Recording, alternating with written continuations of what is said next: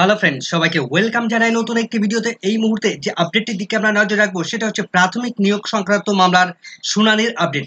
এই ভিডিওতে আমরা টোটাল 3টি গুরুত্বপূর্ণ মামলা আজ শুনানি হয়েছে, তার বিস্তারিত ব্যাখ্যা, কি কি শুনানি হয়েছে সেগুলো আমরা জেনে নেব। প্রথমত, প্রাথমিক 59,000 প্যানেল প্রকাশ সংক্রান্ত যে গুরুত্বপূর্ণ মামলার ডিভিশন বেঞ্চে হয়েছে তার বিস্তারিত শুনানি আপডেট কি কি হয়েছে সেটা অলরেডি আপনারা ভিডিও দেখে নিয়েছেন, তবু সেই বিষয়টা বিস্তারিত আলোচনা করবে এখানে আমরা। এবং দ্বিতীয়ত, এনআইএসডিএল এর সংক্রান্ত একটি গুরুত্বপূর্ণ মামলা, তার তাৎপর্যপূর্ণ অর্ডার দিয়েছেন মাননীয় বিচারপতি রাজশেখর মান্থা।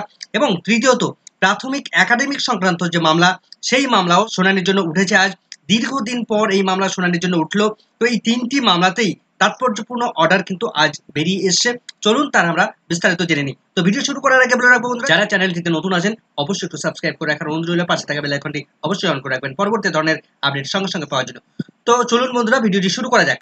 তো টোটাল আজ কলকাতা হাইকোর্টে 4 থেকে 5টি গুরুত্বপূর্ণ মামলার শুনানির জন্য উঠেছিল। তো মূলত 3টি মামলার গুরুত্বপূর্ণ আপডেট এই মুহূর্তে উঠে আসছে। তো প্রথমে যে মামলাটার দিকে আমরা নজর রাখবো সেটা হচ্ছে প্রাথমিকের প্যানেল প্রকাশ সংক্রান্ত মামলা। 2014 সালের টেট থেকে 2016 সালে যে প্রাথমিক রিক্রুটমেন্ট প্রসেস কন্ডাক্ট করেছিল প্রাথমিক শিক্ষা পর্ষদ, এবং 2021 সালে এসে গিয়ে 16,500 রিক্রুটমেন্ট প্রসেস কন্ডাক্ট করেছিল।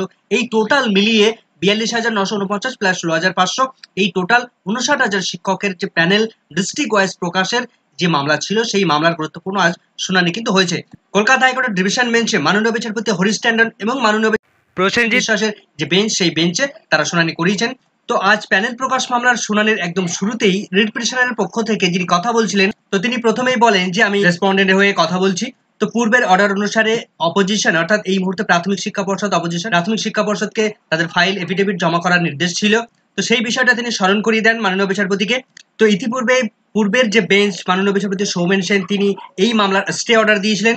তো রেসপন্ডেন্টের পক্ষ থেকে তিনি আরো বলেন যে এই স্টে অর্ডারের পর মাননীয় বিচারপতিরা প্রাথমিক শিক্ষা পর্ষদকে একটি এফিডেভিট ফাইল জমা করার নির্দেশ দিয়েছিলেন। তো 19 তারিখের মধ্যে সেই এফিডেভিট জমা করার নির্দেশ ছিল। এরপর মাননীয় বিচারপতি প্রশ্ন করেন অপোজিশন ফর হোয়াট। তো রেসপন্ডেন্টের পক্ষ থেকে তিনি বলেন যে by the writ petitioner to the stay application. তো মাননীয় বিচারপতি বলেন যে কত টাইমের মধ্যে এটা জমা করার কথা ছিল। তো রেসপন্ডেন্টের পক্ষ থেকে তিনি বলেন যে আমি অলরেডি ফাইল করেছি এবং আরো একটি ফাইল জমা করবেন তিনি। তো এরপর মাননীয় বিচারপতি কিছু সময় থেমে তারপর তিনি বলেন যে ঠিক আছে, সমস্ত বিষয়টা আমরা যেহেতু আজ ফার্স্ট ডে, আমাদের প্রথম দিন এই মামলার, সেহেতু আমরা এই মামলাটিকে পাস ওভার করে দিচ্ছি, অর্থাৎ আজ আর বিশেষভাবে শুনানি আমরা করাবো না। তো এভাবে খুব অল্প সময়ের জন্য মোটামুটি প্রায় 1 মিনিটের কাছাকাছি গিয়ে এই শুনানিটা চলে।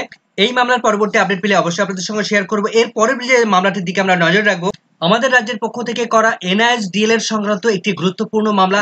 2022 সালে যে রিক্রুটমেন্ট প্রসেসটা হয়েছে 11,700 প্যানেল, সেখানে এনআইএসডিএল এর তারা প্রথম দিকে যখন অ্যাপ্লিকেশন জমা পড়ে তখন তারা অ্যাপ্লিকেবল ছিল, তখন তারা সবহলে সেখানে অ্যাপ্লিকেশন করে।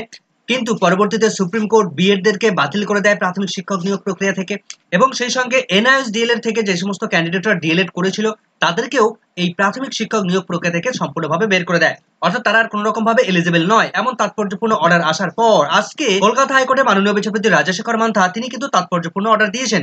তো এই মামলার যারা পিটিশনার তারা হচ্ছে মূলত প্রাইভেট স্কুলে পড়াতেন। এই এনআইএসডিএল এরটা মূলত যারা ইন সার্ভিস রয়েছেন তাদের জন্য ভ্যালিড, কিন্তু পরবর্তীতে এই ডিএলএড ডিগ্রি দেখিয়ে অন্য কোনো আদার্স সার্ভিসে বা অন্য কোনো নতুনভাবে প্রসেসিং এ সে যেতে পারবে না, অর্থাৎ নতুনভাবে প্রাথমিকে অংশগ্রহণ করতে পারবে না। তো যে সমস্ত ক্যান্ডিডেটরা প্রাইভেট স্কুলে পড়াতেন সেই স্কুলের জন্য অ্যাপ্লিকেবল এই এনআইএসডিএল এর, কিন্তু তিনি ওই সার্ভিসটাকে বাদ দিয়ে অন্য কোনো সার্ভিসে যখনই যাবেন তখন সেই ডিগ্রিটার ভ্যালিডিটি থাকবে না।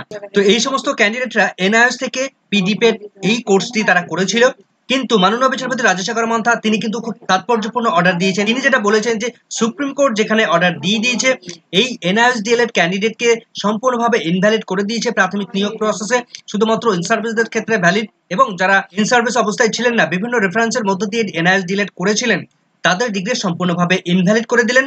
এবং মাননীয় বিচারপতি রাজশেখর মান্থা তিনি পিটিশনারদের যথেষ্ট পরিমাণে ভৎসনা করলেন।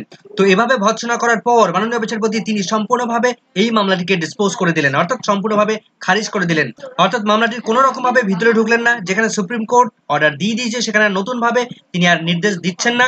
অন্যদিকে প্রাথমিকের একাডেমিক মামলার যে গুরুত্বপূর্ণ অর্ডার এসছে, আজ যে গুরুত্বপূর্ণ শুনানি হয়েছে সেটা আমরা জানবো এবার। প্রাথমিক নিয়োগে পুরনো যে সমস্ত একাডেমিক ক্যান্ডিডেটরা, প্রাথমিক নিয়োগে পুরনো যে সমস্ত ক্যান্ডিডেট নতুনদের সঙ্গে একটা সাম্যাবস্থায় ফিরিয়ে আনার জন্য যে একাডেমিক সংক্রান্ত মামলা আজ কলকাতা হাইকোর্টে উঠেছিল, সেই মামলার প্রথমেই পিটিশনারদের পক্ষ থেকে বিক্রম চ্যাটার্জি তিনি কথা বলছিলেন। তো তিনি যে বিষয়টা আজ প্রকাশ করেন যে এই মামলার যারা প্রথম থেকে পিটিশনার ছিলেন তারা বেশ কিছু পিটিশনার, অধিকাংশই বলা যেতে পারে যে অধিকাংশ পিটিশনার তারা আর এই মামলাটি চালিয়ে যেতে চান না, তারা এই মামলা থেকে ডিপিটিশনার হয়ে যেতে চান।